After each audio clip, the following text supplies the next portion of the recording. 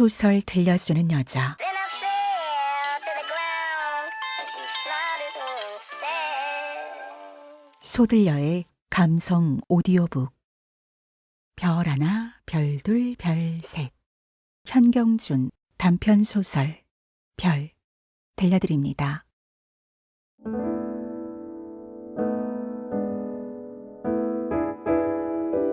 현경준의 별.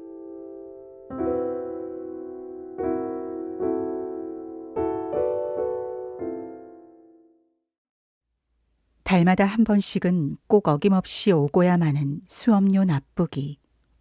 벌써 완납기일을 사흘이나 넘은 교실안은 처처에 빈자리가 생겨서 횡댕 그래야 한데 아무 표정도 없이 눈알만 말똥거리는 중대가리들의 멍하니 벌린 괴지지한 입들, 훌쩍거리는 코들. 찌는 듯이 무더운 속에서 파리들이 앵앵거리며 햇볕을 쫓아 날아다니고 가담가담 물쿠나고 콧구멍을 쿡쿡 찌르는 땀냄새, 방귀냄새. 6월의 교실안 공기는 웅덩이 속에 갇혀있는 무겁고도 어지러운 흙탕물과도 같아 당장에 질식이라도 할 것 같다. 그러한 속에서 명우는 땀을 발발 흘려가며 거의 싸우다시피 악을 쓰는 것이었다. 이놈들아, 정신을 좀 차려서 선생님 설명을 들어라. 그래도 아이들은 얼빠진 것처럼 멍하니 입만 벌리고 쳐다본다. 너희들은 대체 뭘 하러 학교로 왔느냐? 그는 화를 버럭내며 교편으로 책상을 연달아 서너 번 후려 갈긴다. 잠에서 깜짝 놀라 깬 듯이 아이들은 움찔하고 서로 얼굴을 마주 쳐다보다가 다시금 이전대로 무표정하게 돌아진다. 그의 손은 저도 모르는 사이에 맨 앞에 앉은 중대가리로 날랐다. 애끼, 소새끼 같은 새끼들아, 너희들도 사람이냐? 개만도 못한 놈들. 그는 전신을 푸들푸들 떨며 교단에 돌아가서 입술을 악물고 잠깐 동안 부풀어 오르는 분을 진정시키기에 애를 썼다. 불의에 주먹 벼락을 얻어맞은 중대가리는 처음에는 얼떨떨해서 그저 입술만 실룩거리더니 선생의 표정이 얼마간 부드러워지는 것을 보자 갑자기 앙 하고 맺혔던 봇물 터지듯 왈칵 터진다. 명우는 대번에 달려가서 등떨미를 틀어잡고 밖으로 내끌었다. 울음은 더 한층 기세를 올린다. 사지를 삐둑거리며 지랄 쓰듯 하는 것을 뒷뜰에다가 몰아낸 다음 다시금 교실로 들어오니 아이들은 수마나 쉬는 것 같지 않다. 구석에서 의자를 끌어다가 지친 몸을 힘없이 내맡기고 슬그머니 눈을 감으니 서늘한 돌덩이 같은 그 무엇이 가슴 속에 스르르 내려앉는 것 같다. 그리고 눈자위가 자꾸 뜨거워 오른다. 그는 저 자신을 비웃는 듯한 찬웃음을 지그시 입가에 띠며 중얼거렸다. 더러운 놈 같으니라고 무엇을 못해 먹어서 이런 노릇을 한담. 내가 어리석지 너희들을 가르쳐 먹겠다는 내가 도대체 잘못이다. 애끼 비열한 놈. 격분 끝에 오는 뜬모를 자조와 굴욕. 그것은 거의 미친 사람의 발작과도 같은 것으로서 그런 때면 아이들은 눈도 깜짝 못하고 선생의 동정만 살피는 것이었다. 갑자기 문소리가 와르륵 나더니 교장이 사뿐 들어서며 은근히 머리를 숙인다. 명우는 그대로 잠자코 앉아서 눈을 뜨지 않았다. 교장은 미간을 찌푸리다가 다시금 간사스러운 웃음을 지으며 김 선생님, 어디가 편치 않으십니까? 잠옷 정중한 말소리다. 명우는 그제야 정신을 차린 듯 아니올시다. 잠깐 뭘 좀 생각하느라고요. 하고 벌떡 일어섰다. 그렇습니까? 그러시다면 다행입니다만 난 또 어디가 편찮으신가 했죠. 그런데 오늘은 결석 아동수가 얼마나 됩니까? 어제와 마찬가지입니다. 한두 명 줄지 않았습니까? 명우는 말하기에도 골머리가 아픈 듯 고개만 끄덕거린다. 큰일 났는데요. 교장은 다 벗어진 뒤통수를 어루만지며 무엇인지 생각하는 양을 하다가 다시금 은근하게 머리를 숙인 다음 들어오던 때와 마찬가지로 사뿐 문 밖에 나선다. 방과 후 직원실에서는 수업료 미납으로 하여 등교치 못하는 결석 아동에 대한 대책 강구 회의가 열렸다. 교장과 수석 훈도의 지리한 이야기가 약 반 시간이나 계속된 결과 며칠 동안 매일 방과 후면 담임 아동들의 가정을 일일이 방문하기로 결정되었다. 회의하는 동안 명우는 한마디도 말 참여를 안 하고 무표정하게 앉아서 맞은편 여선생의 만삭된 배만 건너다 보며 장차 불원이면 세상에 태어날 숨덩어리에 대하여 생각을 기울여 보았다. 애비도 교사고 어미도 교사인 그 아이는 과연 그 어버이들의 교훈을 철저히 받아서 훌륭한 인간이 될 수 있을까? 지금 수석 훈도와 교장이 입이 모자라 떨어지도록 조선 사람의 가정교훈에 대하여 짓거리지만 사실 그들의 가정교훈은 그 자제들에게 철저하게 시행되고 있는가? 말단집에 장이 쓰다고 자기는 여러 곳에서 교육자의 자제들이 한층 더 타락된 현상을 많이 보아왔다. 더구나 하나님의 교리를 죄의 인간에게 포교한다는 목사들의 자제들을 본다면 명우는 잘 아는 동창생들 중에서도 타락된 그들의 자제들을 얼마든지 셀 수 있다. 그것을 생각하니 어쩐 일인지 쓰디쓴 웃음이 저절로 입가에 떠오른다. 문득 귀를 기울이니 제일 출석 성적이 나쁜 학년은 4학년입니다. 4학년은 해마다 요때만 되면 절반 이상이나 결석합니다. 하는 수석 훈도의 말을 뒤받아 그야 1, 2학년보다 4학년이나 3학년이 제일 결석수가 많은 것은 부득이한 일이니까요. 하고 교장이 걱정조로 받아넘기자 왜 그럴까요? 하고 자던 잠에서 깬 듯 말똥하고 묻는 것은 여선생이다. 별 까닭이 없지요. 1, 2학년 때는 처음이 돼서 그럭저럭 나오지만 차츰 3학년이나 4학년을 당하면 경제상 곤란이 점점 늘어나고 또한 아동교육에 대한 열성도 식어가니까요. 그래서 대개는 3학년이나 4학년에서 퇴학생이 많이 나고 5학년이나 6학년은 인원수가 적게 되는 겁니다. 참 그렇군요. 여선생은 자세히 알았다느니 보다 교장의 똑똑한 설명에 감탄된 듯 오랫동안 교장의 얼굴에서 시선을 떼지 않고 연방 고개를 끄덕인다. 교장의 옆에 앉은 수석 훈도는 교장의 눈치만 힐끔힐끔 살피더니 약간 떨려 나오는 소리로 교장 선생님의 말씀 참말 지당합니다. 그렇습니다. 3, 4학년이 제일 심합니다. 헌데 그중에도 금년 4학년은 특히 심합니다. 그건 무엇보다도 1학년 때부터 기록해온 출석부를 본다면 자세히 알 것입니다. 하고는 흘끔 명우의 편을 곁눈질한다. 명우는 가슴속이 부글부글 끓어오르는 것을 가까스로 참고 거동만 주시하였다. 동관들은 약속이나 한 듯이 명우에게로 시선을 돌린다. 수석 훈도는 조란 빛을 애써 감추며 점잖은 태도로 다음을 계속한다. 그야 물론 금년 4학년 아이들을 본다면 전교에서 가장 포악하고 나태하고 생활 수준이 낮은 집 아이들이 반수 이상이나 되는 것이 사실입니다. 하지만 그렇다고 교육자로서 그것을 그대로 묵인한다는 것은 참으로 유감된 일이라고 생각합니다. 교육자의 직무란 최 선생님 부른다기보담 내뿜는 듯한 소리다. 여럿은 깜짝 놀라 명우에게로 시선을 돌린다. 명우는 새파랗게 질린 얼굴로 잠깐 동안 말을 못하고 상대편을 노려보다가 말씀을 좀 삼가시오. 같은 동관으로서 아무 정의도 없이 그렇게 꼬집어 말씀한다는 것은 결국 상대편을 고의로 상처를 내려는 증오에서 나오는 천비한 수작이거나 그렇지 않으면 한 급이라도 위에 앉았다는 되지 못한 우월감에서 나오는 비굴한 근성 이외에는 아무것도 아니라고 생각합니다. 수석 선생은 입술을 실룩거리며 어쩔 줄을 모른다. 사실 저는 교육자로서의 행동을 원만하게 못했습니다. 저의 힘이 모자랐든지 그렇지 않으면 성의가 부족했든지 최 선생님처럼 훌륭한 교훈을 주지 못한 것만은 사실입니다.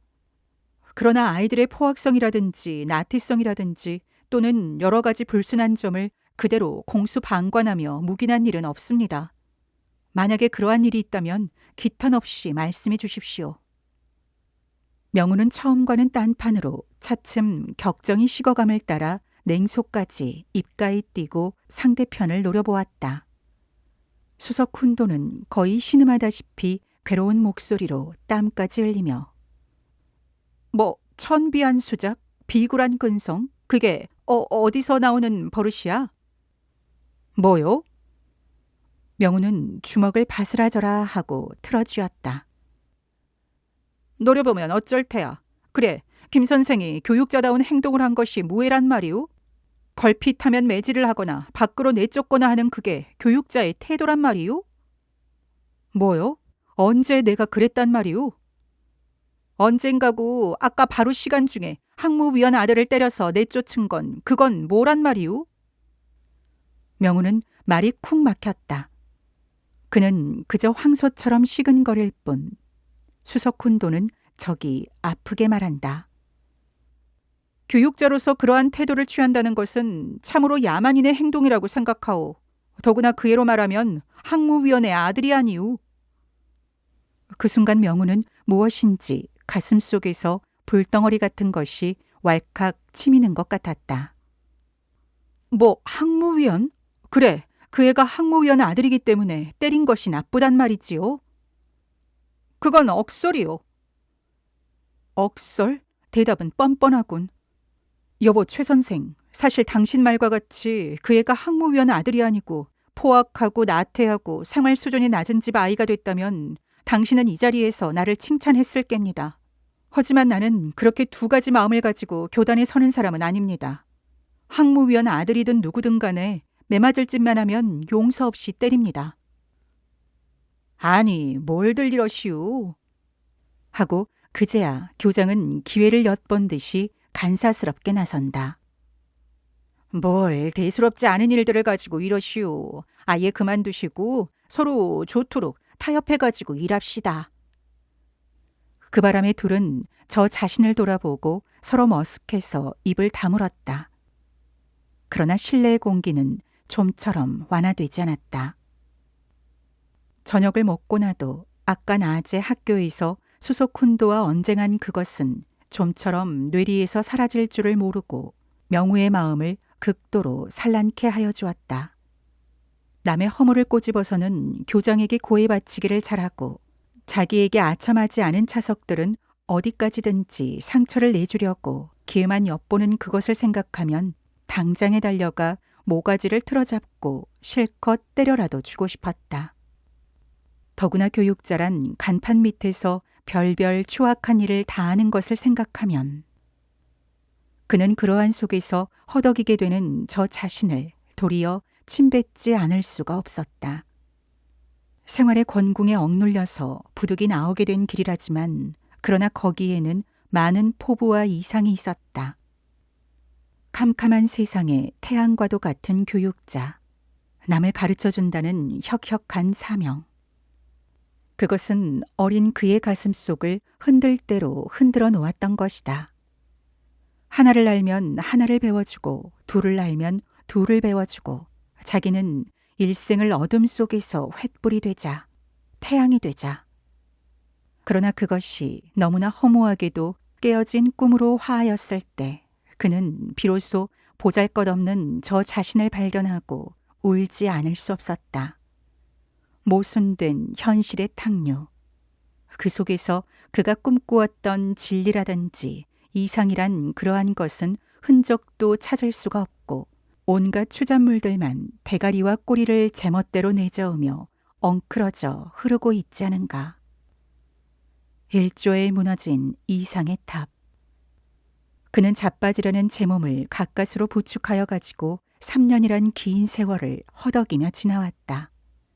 그러면서 그는 비록 깨어진 조각이나마 고이고이 간직하여 가지고 어지러운 현실과 싸움으로써 태양은 못 되나 금은밤 하늘에 별쯤은 되리라고 결심하였다. 그래서 그는 전력을 다하여 아이들을 가르쳤다. 그리고 수업료 때문에 결석하는 아이들에게는 가끔 자기가 선납하여 준 일도 있었다.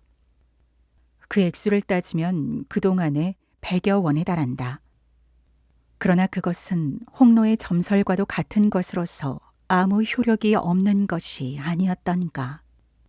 아무리 자기가 애를 쓰고 붙잡아 주어도 달이 가고 해가 감을 따라 결석 아동수와 퇴학 아동수는 점점 늘어만 가고 결국 교실 안 이곳저곳에 가물에 씨앗 나듯 쾌행하니 앉아있는 것은 절반은 백치에 가까운 먹을 것이나 착실히 가지고 있는 집 아이들뿐이 아닌가. 그러니까 결국 생각한다면 자기가 부모 없는 고아로 보통학교 시대부터 남의 심부름을 하여 주며 근근히 공부한 다음 다시금 사범학교까지 애쓰고 졸업한 것은 이러한 백치들을 상대로 1년 365일을 날마다 말싸움으로 보내자는 까닭이었던가. 생각하면 생각할수록 원통하여 못 견딜 일이었다.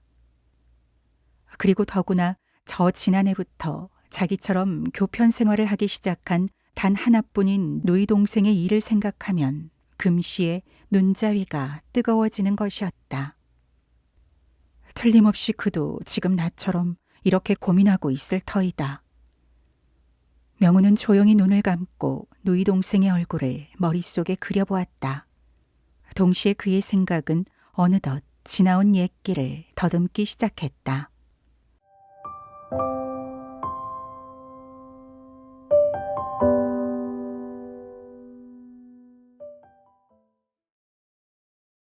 독립 품팔이로 그날그날의 먹을 것을 간신히 얻어들이던 아버지가 지주댁 심부름으로 70리나 되는 읍에 갔다가 돌아오던 길에 얼음을 타다가 물고기밥이 된 이후 어머니는 1년이나 수심에 쌓여 한숨과 눈물로 세월을 보내다가 끝내 몸져 눕더니 며칠 안 되어 세상을 떠나고 말았다.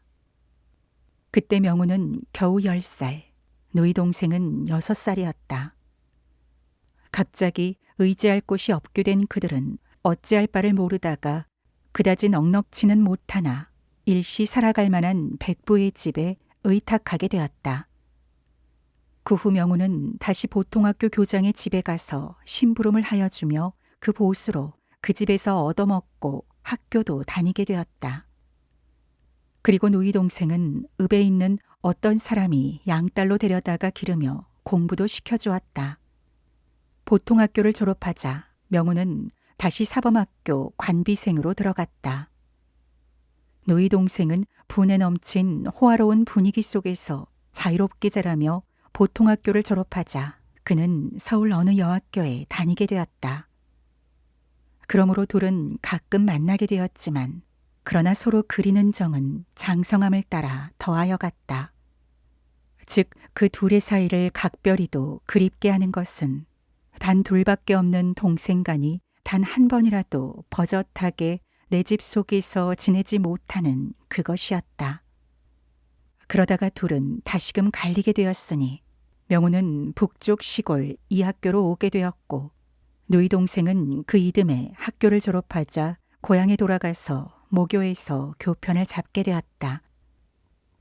그동안에 벌써 3년이나 되었다. 자기는 한 번도 고향에 가지 않고 아이들의 교육에 전력을 다하여 왔다. 그러나 그 보수로 얻은 것은 무엇인가? 얻기는 고사하고 도리어 자기의 정력만 잃은 것을 생각하면 그는 세상의 한심을 원망하기보담 저 자신의 속절없음을 한탄치 않을 수가 없다. 여기까지 생각한 다음 그는 약간 피곤을 느끼고 그 자리에 모로 팔을 베고 드러누웠다가 근 한 달이나 누이 동생에게 편지 못한 것이 생각나자 그만 벌떡 일어나서 책상을 마주 앉았다.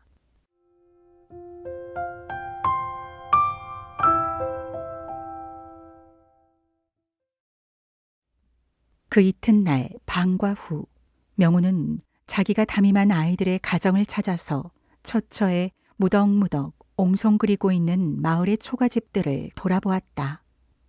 거의 찌그러지는 오막살이는 전부가 다 사람이 사는 집이라고 하기에는 너무나 참혹하였다.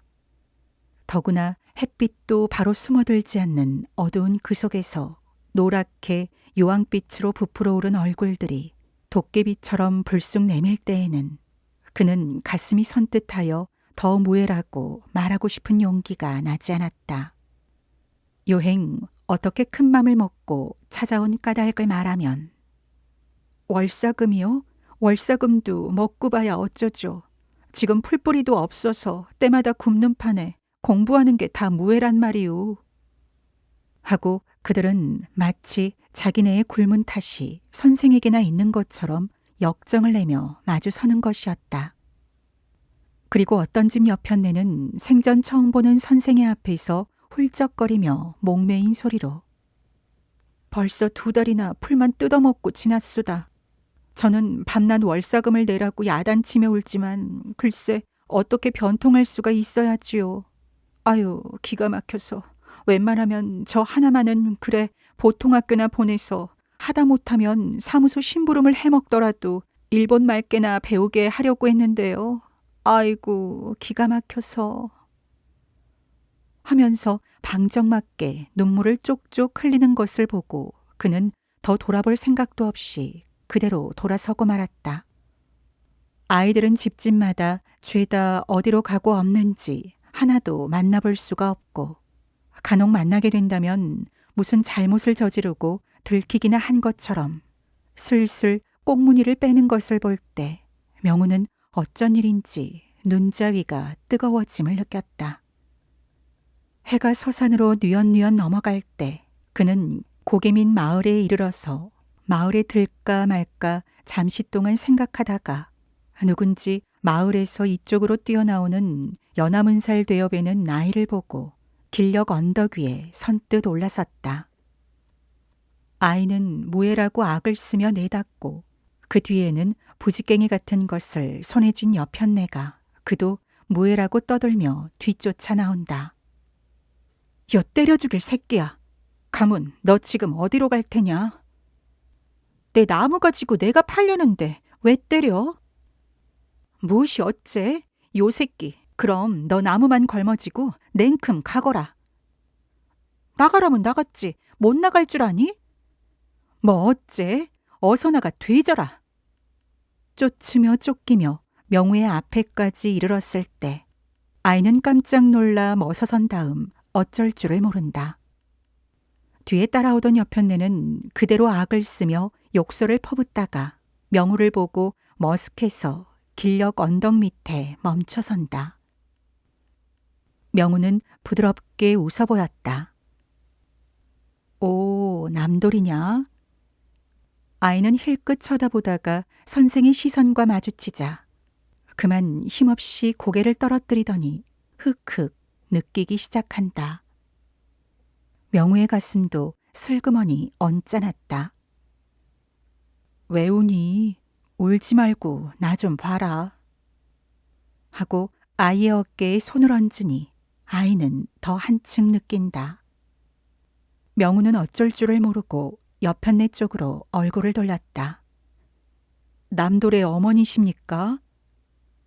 여편네는 개면쩍은 듯 어rum어rum 치마고름만 주무르다가 예, 그렇습니다. 하고 간신히 들릴랑 말락한 목소리로 대답한다.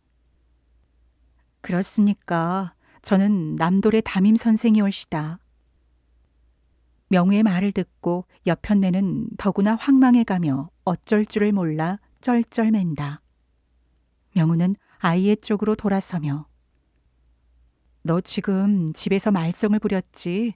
왜 어머님 말씀을 잘 듣지 않고 그러니? 하고 은근하게 체하였다.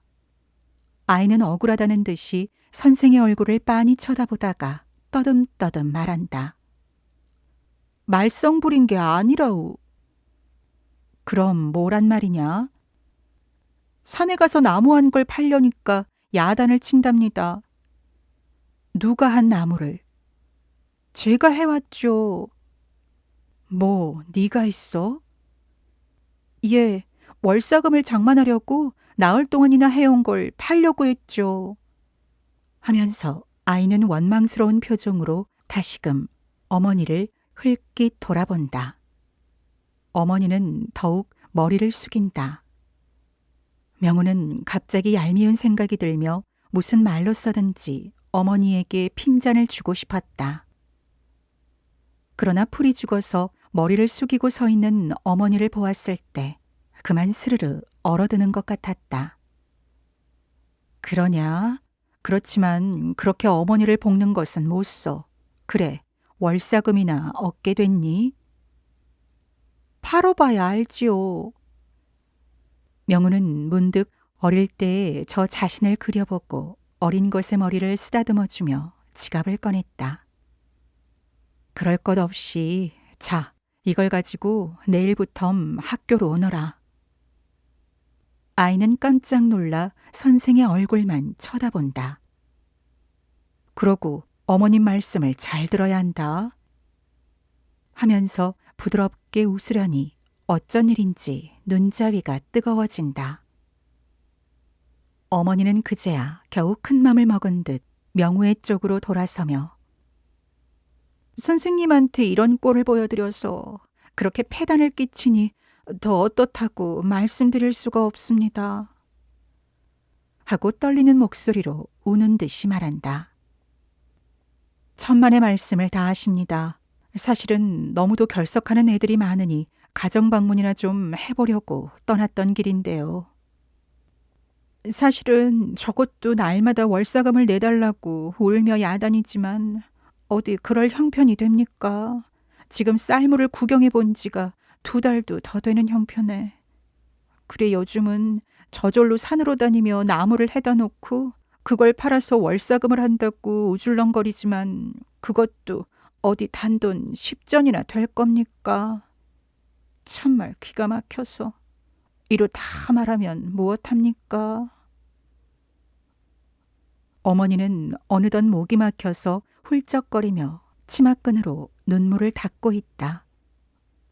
명우는 아무 말도 못하고 덤덤히 서서 멀리 분홍빛으로 물들어가는 서천만 바라보았다. 집으로 돌아오는 길에 명우는 뜻밖에도 아래편으로부터 꼴단을 지고 오는 학수를 만났다. 학수는 명우를 보자 어색한 웃음을 지으며 어rum어rum하다가 김 선생님 안녕하십니까? 오래간만입니다. 하고 사뭇 어른투로 쳐다보며 인사한다. 아, 학수냐? 잘 있었니? 하고 대답은 하면서도 명우는 웬일인지 거북함을 느꼈다. 어디 갔다 오십니까? 저 아이들 가정방문을 좀 하고 오는 길인데. 가정방문이요?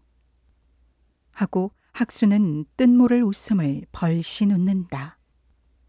명우는 불의에 모멸을 당한 듯한 느낌에 얼굴이 화끈 달아올랐다. 그러나 학수는 아무렇지도 않은 양을 하고 꼴단을 으쓱하고 추워 올리며 걸음을 옮겨 놓는다. 그럼 안녕히 다녀가십시오. 명우는 목구멍까지 나온 말이 뱅뱅 돌며 입 밖에 얼른 나오지 않아서 그대로 머리만 꾸벅하고 지나쳤다. 그는 지친 다리를 힘없이 옮겨 놓으며 학수의 뒷모양을 흘끔 돌아보았다. 한 1년 동안 보지 않는 동안에 놀라게끔 자란 학수는 명우의 가슴 속에서 다시금 전일에 쓰라리던 기억을 들춰내게 하였던 것이니. 학수는 작년 봄 5학년에 진급하자 가정 형편으로 퇴학한 금년 16살 나는 아이다. 자기의 담당은 아니었지만 명우는 저 지난해 가을 어느 날 4학년 담임이 병으로 결근하였을 때 자기가 담임한 2학년생을 3학년 체조 시간에 편입시킨 다음 자기는 결근 선생 대신으로 4학년 국어 시간을 맡았다. 그때 우연한 기회에 근면이라는 문제가 나오게 되자 문득 생각나는 버는 데 따르는 가난은 없다라는 속언을 들고 자기가 설명을 하자 갑자기 뒤편에서 한 아이가 벌떡 일어서며 선생님, 그런데 어째서 우리 아버지나 형들은 밤낮 없이 죽도록 벌어도 죽물도 바로 못 얻어먹고 항무위원댁이나 장거리 김좌수댁은 가만히 놀고도 언제든지 흰밥에 소고기, 닭고기만 먹게 됩니까? 하고 묻는 바람에 명수는 천근이나 되는 쇠뭉치로 뒤통수를 얻어맞은 듯 넋을 잃고 교단에 우두커니 서게 되었으니 그때 그 아이가 바로 학수였다. 그때 명우는 아무 대답도 못했다. 물론 그 뒤에도 거기에 대한 대답은 주지 못했다. 왜 대답을 못하였는가? 그것을 생각할 때면 그는 제 신세가 끝없이 가여워 보였다. 그때부터 명우는 학수만 보면 비길 데 없는 고통을 느꼈다. 언제든지 자기를 조수하는 듯한 학수의 심술궂은 듯한 시선을 대할 때 명우는 저 자신의 몸둘 곳을 찾지 못했다. 지금도 그는 학수의 뒷모양을 흘끔 돌아다보며 그때 일을 다시금 생각하였던 것이다.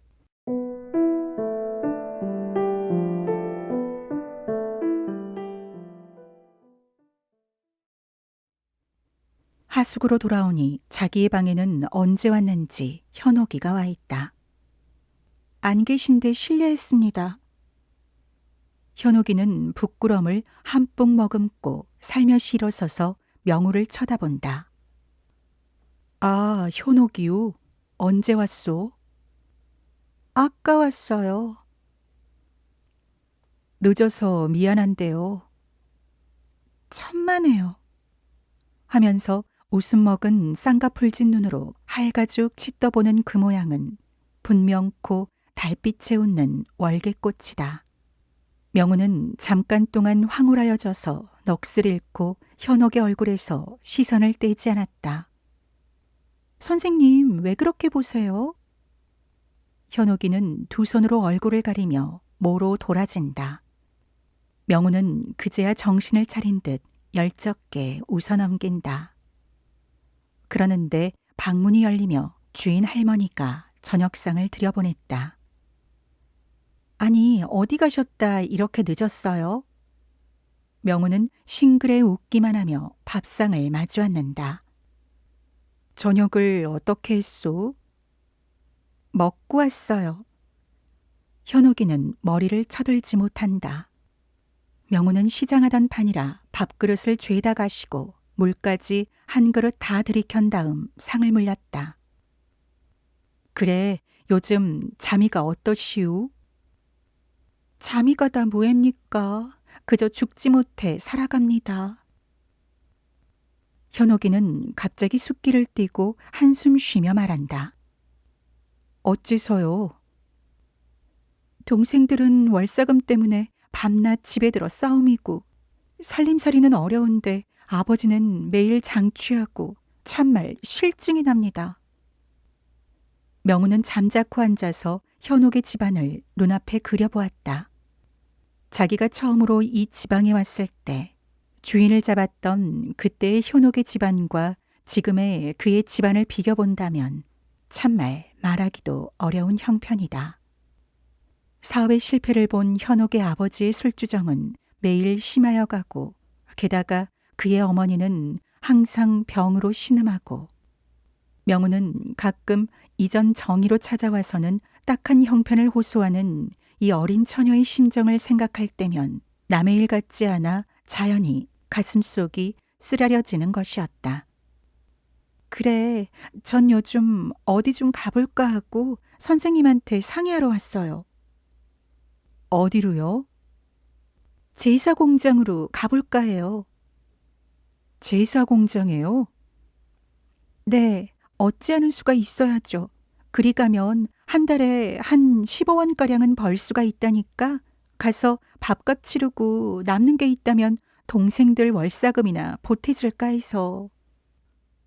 명우는 어안이 막힌 듯 벙벙하게 앉아있다가 그런데 혼자 가렵니까? 아니에요. 동무들이 많아요. 요즘 장거리에 여공 모집들 하러 왔어요. 한 100명 모집한대요. 그래서 저도 그 사람들을 만났는데 어머니가 한사코 반대해서 큰일 났어요. 어머니가 반대하시는 걸 어떻게 가요?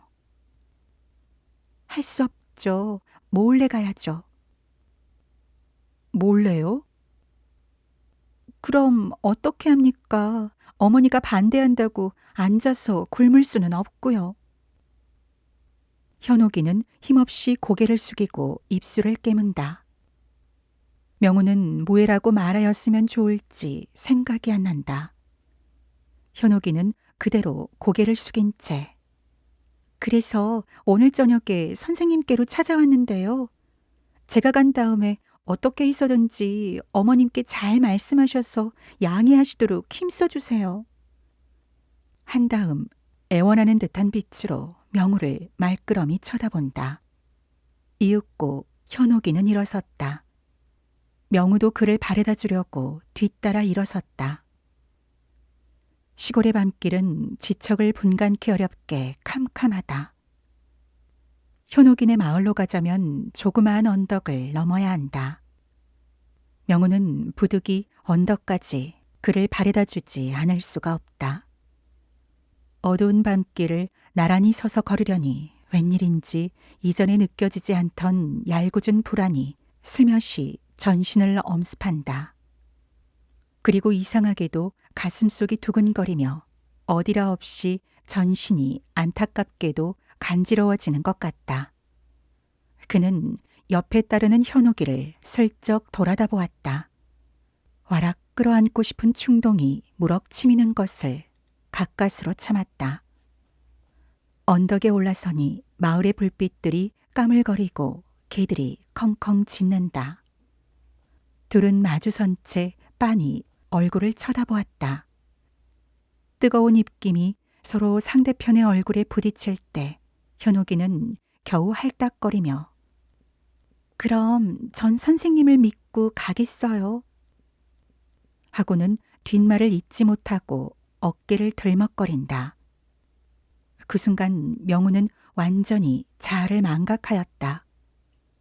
그는 저로서는 한마디도 깨닫지 못하는 말로 현옥 씨, 나는 당신을 사랑합니다. 하면서 으스러져라고 현옥의 어깨를 바득바득 끌어안고 몸부림쳤다.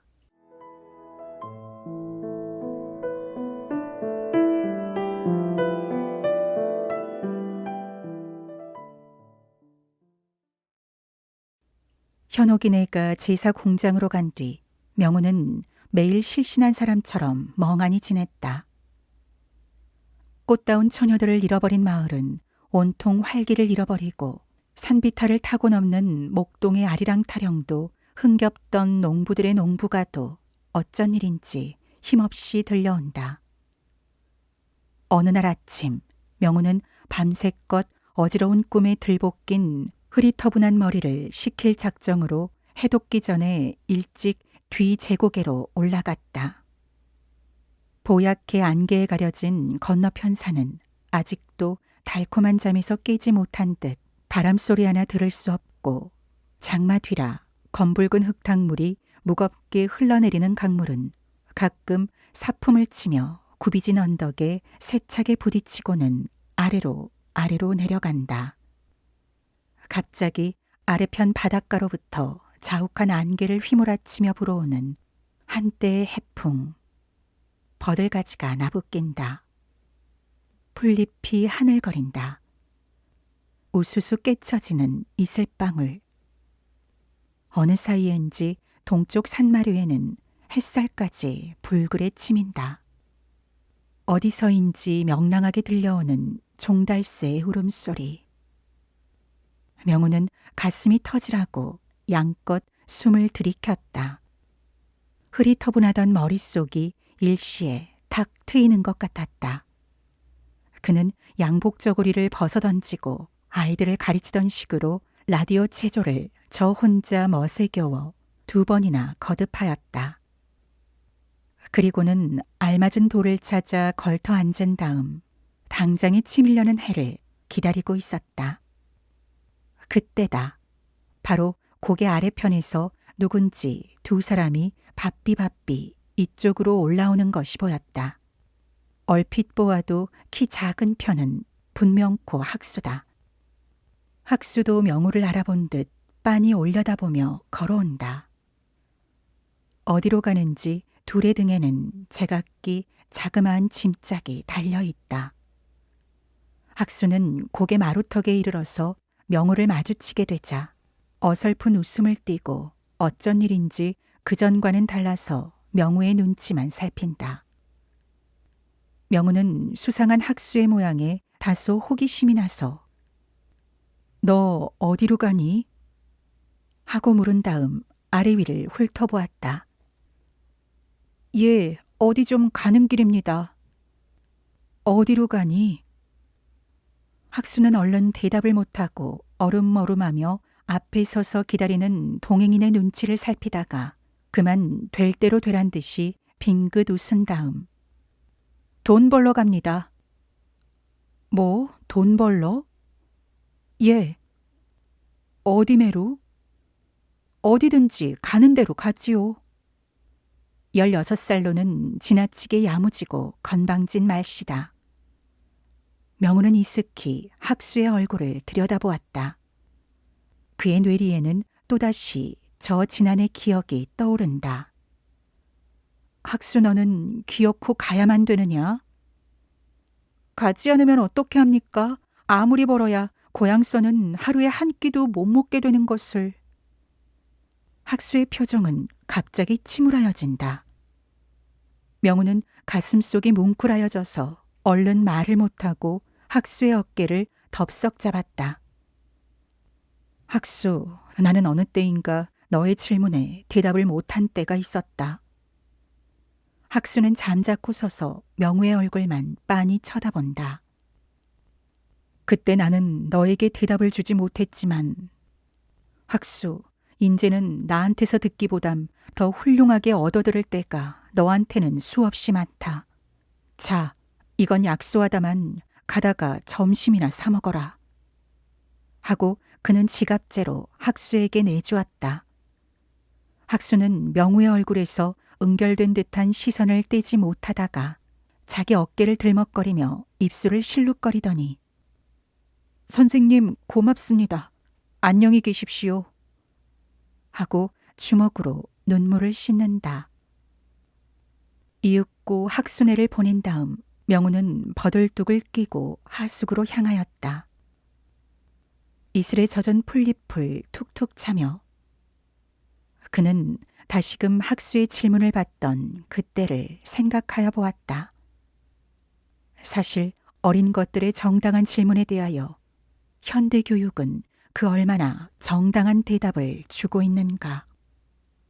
검은 것을 희다고 흰 것을 검다고 하는 거기에 교육의 사명이 있지 않다면 자기는 어린 것들의 그러한 질문에 과연 어떠한 대답을 주어야 할 것인가. 일찍이 자기는 태양은 되지 못할지언정 캄캄한 하늘에 별은 되리라고 결심한 적이 있었다. 그렇다면 자기는 어떻게 해야만 그 별이 될 수 있을 것인가. 검은 것은 검다고 흰 것은 희다고. 그렇다. 캄캄한 하늘에 반짝이는 그 별이 되려면 검은 것은 검다고 흰 것은 희다고 해야만 된다. 아니, 그뿐만 아니라 한 걸음 더 나아가서 어째서 검은 것은 검고 흰 것은 흰지 그 까닭까지 캐주지 않으면 안 된다. 그러면 그때면 자기도 태양은 되지 못할지언정 캄캄한 하늘에 별쯤은 될 터이지. 명우는 몇 해를 내리진정치 못한 자기의 갈 길을 비로소 발견하고 옹기종기 모여앉은 중대가리들의 환영을 조용히 눈앞에 그려보며 경쾌하게 발길을 옮겨놓았다. 1937년작